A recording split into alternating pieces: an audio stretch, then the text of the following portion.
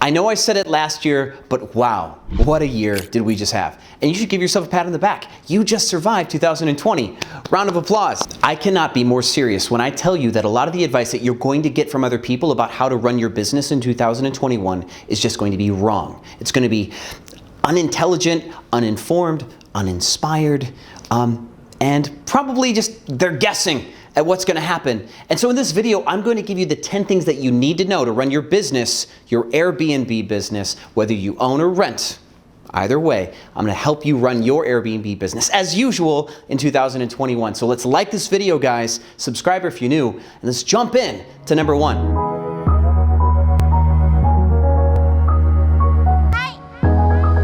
Let me first say that every year this industry should get harder, but this year is not going to be that year, and there's going to be a reason why. And number 1 will help you understand this. To run your Airbnb business, you're a business owner, you need to understand the concept of market forces. There are multiple market forces at play. Supply is a market force. Demand is a market force. Competition is a market force. There's external market forces. There's bargaining power of consumers. There's things that you need to know. So I need you to peel open just basic business 101 and start Googling like all the stuff that you would learn in business school. And market forces is one of the first ones I need you to understand because this should give you some optimism for 2021. So demand dropped in 2020. Of course, demand dropped. But if you look at all the data, demand is down for hotels long term. Demand isn't down for short-term rentals right now. Demand checkmarked. And we're all doing pretty well, especially like destination vacations, rural vacations, like cabins in mountains and stuff. People are crushing it right now. Most of my Airbnbs are in the city, and we got our butts kicked for a while, but we have done pretty well after COVID hit their spike. And this is because not only did demand go down, but demand went down long enough that supply went down. Demand is based on sentiment. Do I feel like traveling right now, tomorrow, next week? And it can spike and go up and down. And people are like, oh, I'm gonna travel this week, finally, COVID-19 vaccine, let's go. Or, oh no, new strain, let's not go. And it's a lot of like up and down. So consumers can be very much quick to respond to these like external forces that make them want to buy or not. But people who invest in properties to Airbnb, they get in it, they set the property up, they've got money saved to ride out bad situations, and then the going gets tough, but it stays tough for long enough that they get out and they stay out, right? So hosts who have quit right now have quit, and they're gonna stay quit. Market forces would tell you this, understanding market forces. And that's number 1, and this is going to set you up for 2021, and what you can do to run a better business is understanding that first and foremost. Number 2, what you need to know to run a better Airbnb business this year is to go multi-platform. We talked about it last year, but let me just herald on this a little bit more. Airbnb has been the main incumbent in the short-term rental market, but with everything that went and happened in 2020, they won and lost the loyalty of some customers and some service providers. You, me, we are service providers. We provide a home or an accommodation for people to stay in. So people have left Airbnb and are never coming back. And they will instead use Booking.com or VRBO or TripAdvisor, or they'll just go and look online and try to find some homes on Google Hotels, because that's a thing now too. By going multi-platform, you will find more customers that are not loyal to Airbnb specifically, but are loyal to the type of accommodation, and you can get them where they are. So go multi-platform, diversify, get yourself a channel manager, get on VRBO. I've got a link in the description for you to start your VRBO account. And I will be doing videos in the future about how to set up and manage your VRBO listings and your Booking.com and etc. So that's coming here in 2021. But get a head start, click that link, make a VRBO account, and let's get you going. But multi-platform is going to be one key to keeping your business up, regardless of what happens with Airbnb in the year to come. Number 3, learn to negotiate special terms. Now, I did a half an hour long video on how to negotiate. I was in New York talking with some landlords, post-coronavirus pandemic spike, right? We're still in Corona, but they're feeling it now, right? So I'm negotiating with landlords picking up their properties. This is especially powerful and broad for those of you that do rent to rent or rental arbitrage, because negotiating with a landlord who's feeling the pain is a lot easier to get those special terms. And I tell you guys, if you're gonna pick up a lease, try to get the first month or 2 months up front for free. Try to get a discount on rent. Don't pay more in rent, all that good stuff. But even if you own your home, you can negotiate special terms on all sorts of stuff. You have to manage your lawn, right? So you can negotiate special terms on a vendor to come and do your lawn long term, right? And especially things that have to get done more frequently, you can buy down those costs. Like if you don't in-house your housekeepers like I do, which means I pay them by the hour, they work just for me. If you like are brokering like agreements with different vendors, then leverage them against each other. Get bids and be like, well, company A is willing to clean my home for $120. What is your counter offer? And buy down those prices. Negotiate special rates, special terms. A lot of you have been negotiating special terms with your mortgage companies because why not? Even if you can pay your mortgage, why not take advantage of the pandemic as a way to keep more cash in your pocket? Negotiating special terms is extremely important right now because a lot of people are off their center. And because they're off their center business-wise, they're much more easily influenced. So if you're strong and they're not, you win and you get special terms, which means you make more money. And that's what we're here for, is to make more money. Can I get a like? Number 4, if you really want to stick it this year, you need to learn how to provide some form of unique value to your customer. Now, I have to keep this pseudo broad and cryptic because there's so many different types of customers out there. There are business people who travel to the city here. There's people who travel to log cabins, you know, in the wilderness. There's people who want to go to beach homes, or they want to go to Miami still. They want to go to Tulum, Mexico. And all these different people have different wants, desires, things they like that they don't like. So if you learned from my previous couple years of videos, we talk about a consumer avatar, which is your most likely and best fit customer for you. I want you to go back into your data if you've been hosting for a while and look, see, is there any commonalities with your travelers? Is it always 1 or 2 people? Is it always groups of 10? Are they from a certain part of the world or country? Are they mostly males, mostly female, mostly old, mostly young? You know, what is it about them that makes them more unique? If you can nail a group of people, be like, well, half of my customers can fit into a bucket, well, then you're going to start doing more things to provide a unique value to that bucket that other people don't do. Start catering to them. So if certain people want certain types of channels, like I went nuts for a while, and as soon as Mulan came out on Disney Plus, I put Disney Plus on all my TVs, bought Mulan, and then advertised in all my homes where kids might go with their families that you can watch Mulan for free.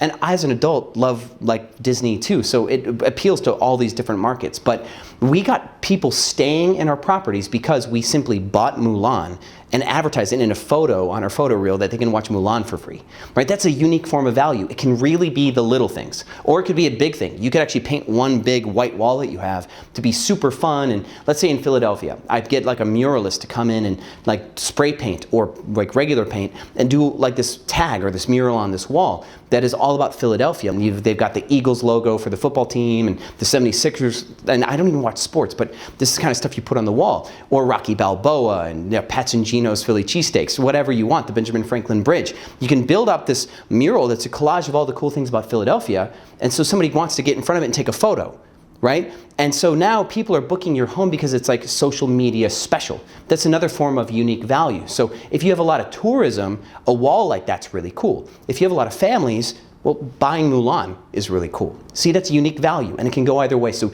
dig deep and find those bits of unique value that will put you above your competitors for the customers that you care about.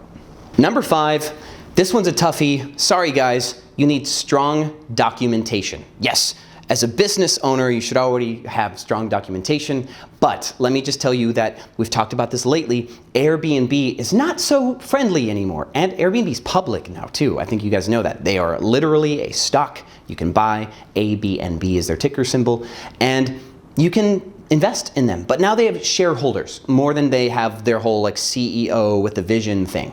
So this is no longer Brian Chesky and Joe Gebbia, you know what I mean? Nate, last name I don't ever remember.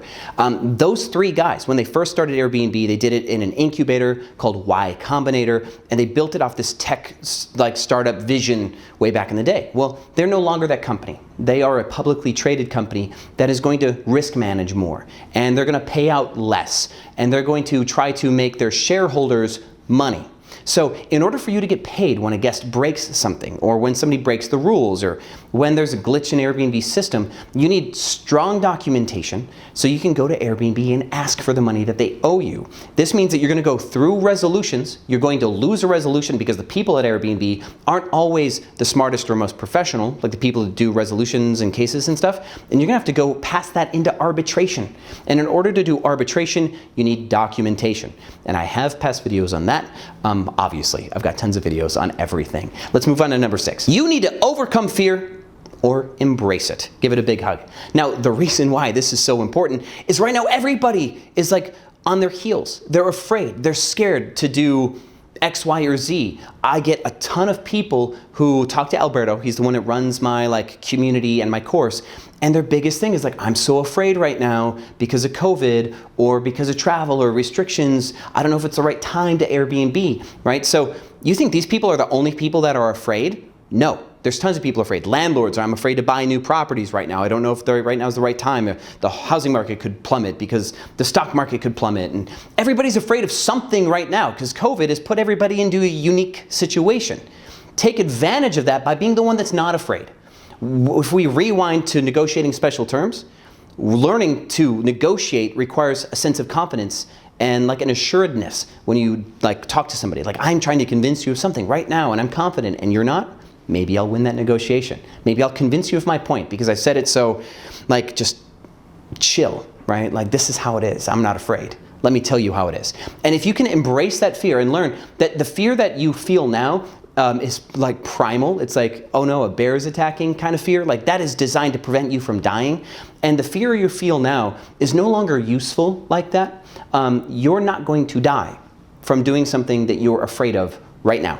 Right? So that paralysis that you get, that I don't want to act, I'm afraid, that is from a part of, like this, from a part of your biology that is no longer useful. And so I want you to embrace fear as part of your compass, to let you know that you're pushing the edges. And if you're pushing the edges, you're probably doing things that other people are too afraid to do and that they won't do, which means there's less competition, which means you're more likely to succeed. So fear, if anything, is an indicator that you're on the path to success because you're doing stuff that other people will not do. And by embracing that fear and learning to win through that fear, you're going to build your business more aggressively. You're going to take deals that other people can't see clearly enough to see the value in those deals because they're just too afraid. You know what I mean? When you're afraid, your body's limbic system does most of the thinking, right? And that's not really the part of your brain that discerns like the little details. So if you can get past your fear, you can see the little details in a deal and you can moneyball a lot more. Now, if you haven't seen that movie or know the concept, there's a guy who built a baseball team off of like really cheap players because he's looking for stats that weren't really respected as indicators of success. So he's able to sign a bunch of baseball players who like pretty much took them like all the way because he was able to get them all for cheap, because there's certain stats that they excelled at that other people weren't looking at. And so seeing those unique details in a deal requires you to stay focused. And yeah, your future's on the line, your money's on the line, your livelihood is on the line when you build a business, when you build any business, not just a real estate related or Airbnb related business. So make fear your friend. You're gonna have a blast with it. And you know what? Your whole life will change. You'll feel so much better about yourself because fear can't stop you anymore. It's no longer your enemy. Number 7, book direct. Now, I did say go multi-platform before, but it's not the same thing. Not necessarily the same thing. See, going multi-platform means you have different channels where people can find you. That's passive. People look, hey, I'm looking for a place to stay. Oh, I found this person on like TripAdvisor. Well, booking direct does include you having your own direct booking website, but you can get aggressive. You can do outbound calls. You can call local businesses. You can prospect. You can find people doing construction on the street, you know, and say, hey, who's the project manager for your job? I do corporate housing, and I'm sure you guys are probably staying at a place you don't like too much. Let me talk to him, and I can put you guys like in a real house, right? And so now you talk to the project manager for these construction guys working on like the streets in your city, and you're nailing deals because you're prospecting and you're booking them direct by you being proactive, by you going out there and getting the deals done. There's a ton of money in business-to-business sales, in corporate housing, in short-term rentals, in Airbnb. Expand that, book direct, and start getting more aggressive about how you're getting your customers. Number 8 is to not take any part of your business for granted. And I was gonna say don't be lazy about any part of your business, but that doesn't quite fit. See, there are 7 parts of our business model. There are 7 parts to business in general, I would argue, and I do have a video I'm gonna link so you can see that, but you have to respect them all and you have to constantly try to improve them all. See, like, getting a good product, getting a good home is a part of the business. Sure, negotiating a good rent rate if you do arbitrage is important. Buying the furniture and making the place look beautiful, taking the right kind of photos is important. It's more marketing. Having the right people, human resources, customer service, that's all important too. Pricing strategy, revenue management, that is super important as well. Of course, operations, like how good your housekeepers do, making the good people on your team better with good processes, that's also important. Every part of your business is important to your bottom line, your longevity, whether or not you're going to survive in this business, whether or not you're going to grow and crush it. So don't just think that finding the right home in the right part of town is important, or finding the right way to write your description and take good photos is what's going to make you or break you. Don't think that just having 5-star reviews is going to save you from from ruin. They all matter. So I need you to just pick up the slack. Think about your business model, and anywhere that you haven't been doing your best work, anywhere that you haven't been thinking enough about your business too, where you've neglected it, pick that back up and look at it. Look at it real close and change your business model to include everything. Become a more powerful host. Number 9, relax and get creative. Now, it's almost like that fear thing, but we're gonna modify it here.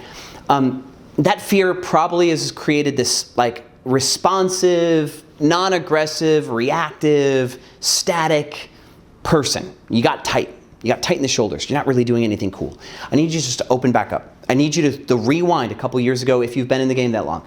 I need you to think about when you were winning. Winning and it was easy, right? I need you to get back to that positive mindset where you're like, I love what I do. I'm having fun.